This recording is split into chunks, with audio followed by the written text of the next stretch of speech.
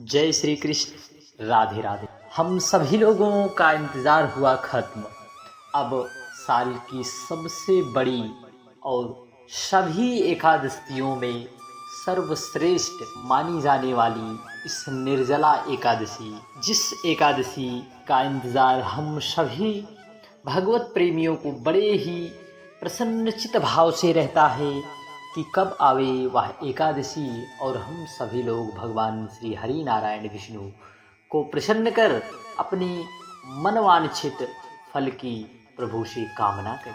तो आप सभी लोगों के मन मस्तिष्क में जो संशयात्मक प्रश्न उठ रहे हैं कि 17 या 18 जून कब की है निर्जला एकादशी, आज की वीडियो में हम सभी लोग संपूर्ण पूजा विधि और पूजन सामग्री की चर्चा करने वाले कि आप सभी को बता दें, निर्जला एकादशी, इसका एक नाम और भी है पांडव एकादशी, भीमसेनी एकादशी, क्योंकि यही वह एकादशी है जिस एकादशी का पालन भीम जी ने बड़ी ही कठोरतापूर्वक और निष्ठा भाव भगवान श्री हरि के चरणों में रखकर इस एकादशी के व्रत का पालन बड़े ही विधि विधान से किया था। इसलिए भगवान श्री कृष्ण ने इस एकादशी का नाम पांडव एकादशी भी कहा। तो निर्जला एकादशी, पहले तो इसकी चर्चा हम कर लेते हैं। यथा नामे तथा गुणे। निर्जला, निर्जल अर्थात बिना अन्न जल ग्रहण किए इस व्रत का पालन करना होता है। अब बहुत से भक्तगणों के मन में यह संशय रहेगा कि बहुत जो है कि हम पहली बार, मेरी माताएं यह प्रश्न करेंगी कि क्या यह व्रत मैं पहली बार प्रारंभ कर सकती हूँ या फिर कर सकता हूँ। तो आप सभी लोग बड़े ही प्रसन्नचित भाव से इस व्रत का पहली बार यदि पालन कर रहे हैं तो बिना किसी रोक टोक के भगवान श्री हरि अपने मन मस्तिष्क में भगवान श्री हरि की छवि को बसाकर इस व्रत का पालन आप बिना किसी हिचकिचाहट के साथ इस व्रत को कर सकते हैं।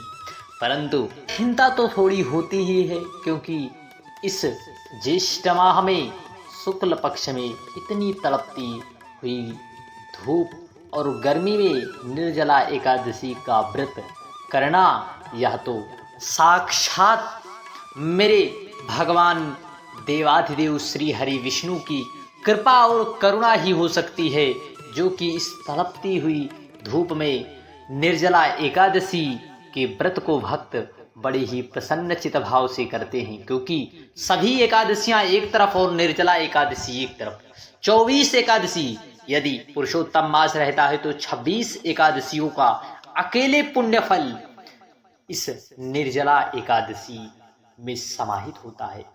और इस एकादशी के व्रत को करने से संतान की सुख, वैभव की सुख, धन संपदा की वृद्धि होती है। हमारे घर पर भगवान श्री हरि नारायण विष्णु की कृपा होती है और साथ ही साथ इस एकादशी का पालन करने से आध्यात्मिक दुनिया में हमें सफलता प्राप्त होती है, भगवान के चरणों में हमारी प्रीत होती है। तो आइए जानते हैं कब की है एकादशी। सर्वप्रथम आपको बता दें कि निर्जला एकादशी का व्रत कब करना है। देखिए, पांचांग के अनुसार एकादशी का प्रारंभ 17 जून को 4:43 पर, कहीं कहीं 4:45 तक दिया गया है, दिखाया गया है, और अगले दिन 18 जून को 6:24 तक रहेगी। और निर्जला एकादशी का व्रत हम सभी लोग मंगलवार को बड़े ही प्रसन्नचित भाव से रखेंगे, क्योंकि हमारे शास्त्रों और पुराणों में उदया तिथि का विशेष ही महत्व है। और कहा जाता है कि हम सभी को दशमी युक्त एकादशी त्याग देना चाहिए। हमें जो है यदि दशमी की एकादशी हो तो उसे नहीं करना चाहिए। तो आप सभी लोग एक बार नोट जरूर कर लें। और 18 जून 2024 दिन मंगलवार भगवान श्री हनुमान जी को प्रसन्न करने वाला दिन है, और साथ ही साथ भगवान श्री हरि को बहुत ही प्रिय है एकादशी। इसलिए इस व्रत को गलती से भी मत छोड़ना। यदि आप अपने जीवन में आध्यात्मिक उन्नति प्राप्त करना चाहते हैं, भगवान श्री हरि विष्णु के चरणों में अपनी प्रीति पाना चाहते हैं, तो इस व्रत को बड़े ही प्रसन्न चित भाव से करना। परंतु आप लोगों के मन में बहुत से संशयात्मक प्रश्न हर समय उपजते रहते हैं कि क्या एकादशी का पालन हम जो है बिना अन्न जल ग्रहण किए यदि कर लेते हैं तब हमें क्या फल होता है, यदि हमारी शारीरिक क्षमता यदि ना हो, हम यदि जल ग्रहण कर लें तो उसका क्या फल होता है। देखिए, सब कुछ हमारी सामर्थ्यता और भगवान श्री हरि की कृपा पर है। यदि भगवान श्री हरि कृपा करें तो आपका व्रत जो है निर्जल आप रहकर बड़े ही प्रसन्न चित्त भाव से 24 घंटे का यह व्रत आप धारण कर सकते हैं। परंतु यदि भगवान श्री हरि की कृपा नहीं हुई तो आप जो है इस व्रत को निर्जल नहीं भी कर पाते, तो कहीं ना कहीं यह कृपा मेरे राघव की है, मेरे ठाकुर जी की कृपा ही है। और परंतु यदि आप एकादशी के दिन मान लीजिए आपकी शारीरिक क्षमता नहीं है, आप नहीं सह पा रहे हैं, तो आप जल पी सकते हैं, क्योंकि जो है फिर हमें 24 एकादशियों का फल नहीं प्राप्त होगा, फिर तो हमें सिर्फ वही निर्जला एकादशी का फल प्राप्त होगा।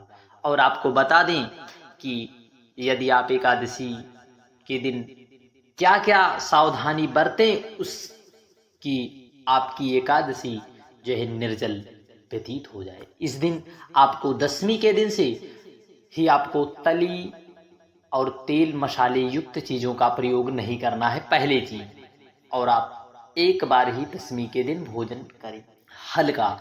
और जब एकादशी की तिथि आवे मेरे ठाकुर जी को प्रसन्न करने वाली, तो उस तिथि पर आप सभी लोगों को जो है पहले स्नान करें, फिर आप घर के मंदिर में दीप जलाएं और ब्रह्म मुहूर्त में स्नान जरूर करना सूर्योदय से पहले।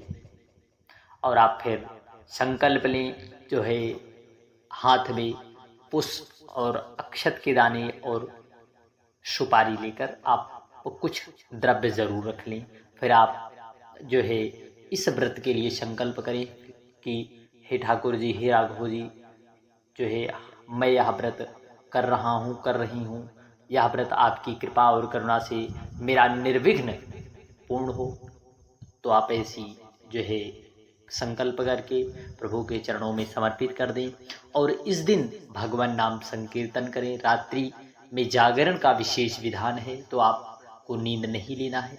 अब रही बात दिन में, इस गर्मी के तड़पते मौसम में आप सभी लोग तो एक दिन में 5-5, 6-6 लीटर पानी तक पी जाते हैं, तो निर्जला एकादशी के दिन कौन से ऐसे उपाय कर लें जिससे कि हमारे प्यास भी ना लगे।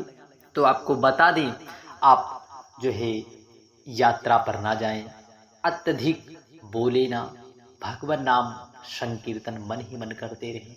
और साथ ही साथ आपको यदि महसूस हो कि हमें प्यास लग रही है, तो आप जो है हल्के गीले कपड़े को जो है अपने शरीर में, सूती कपड़े, हल्के से गीले कपड़े जो है भिगोकर अपने शरीर पर उसे रख लें। और साथ ही साथ यदि और अत्यधिक जो है प्यास लगे तो आप स्नान भी कर सकते हैं। जो है आप पूजन के लिए, तो प्रभु की आराधना के लिए, पूजा के लिए आप स्नान करेंगे ही 2 बार 3 बार, तो इसलिए आप इन सब नियमों का यदि पालन कर लिया जाए तो निश्चितता है कि हमारे ठाकुर जी हम पर कृपा जरूर करेंगे। भगवान श्री हरि विष्णु कृपा जरूर करेंगे, क्योंकि वह कृपा के सागर हैं, करुणावत्सल है, करुणावरणालय हैं। वे जरूर से जरूर जो है आप पर कृपा जरूर करेंगे। आइए जानते हैं क्यों कहा जाता है इसे भीमसेन एकादशी। महाबली भीम द्वारा निर्जला एकादशी का व्रत रहने से इसे भीमसेन एकादशी के नाम से जाना जाता है। यह व्रत सभी एकादशियों में सबसे कठिन माना गया है, क्योंकि इस दिन बगैर पानी पिए व्रत रहने की परंपरा है। और परंतु यदि आप ना कर पाए तो जल आप अवश्य पिए, क्योंकि आपके शारीरिक क्षमता के ही ऊपर इस व्रत का विशेष विधान है।